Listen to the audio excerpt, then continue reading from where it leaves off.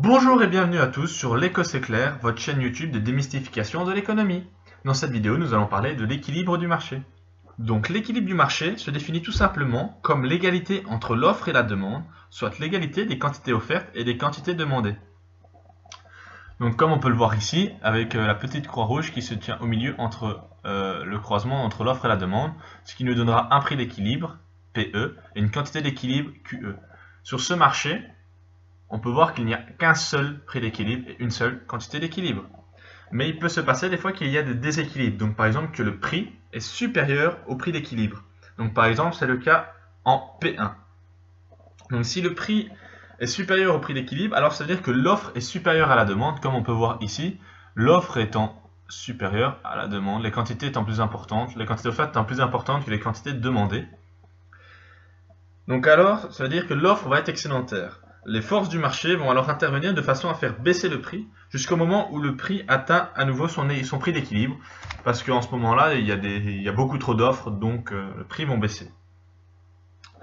La deuxième situation, c'est si le prix est inférieur au prix d'équilibre. Donc à ce moment-là, la quantité demandée est supérieure à la quantité offerte. Donc ça crée aussi une tension sur le marché. À ce moment-là, l'offre est donc, comme j'ai dit, inférieure à la demande.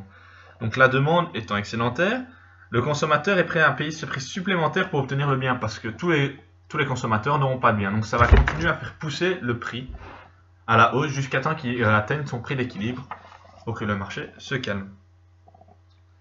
Donc l'équilibre entre offre et demande est atteint grâce à un mécanisme autorégulateur qui nécessite la flexibilité des prix.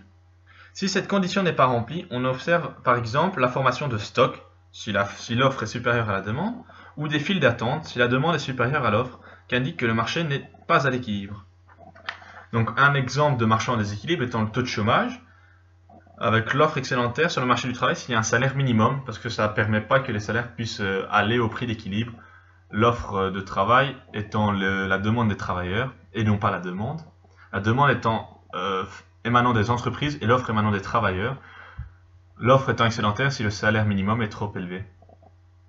Il peut aussi y avoir, comme je dis, les files devant un magasin, comme ce qui s'est passé dans les pays communistes ou les économies de guerre, la demande étant excédentaire à un bien. Et où il y a par exemple le contrôle des loyers, est aussi un marché en déséquilibre, parce qu'il pousse à maintenir le prix du loyer en dessous du prix d'équilibre, donc alors il y a une demande excédentaire de logement. Donc voici, c'est tout pour cette vidéo.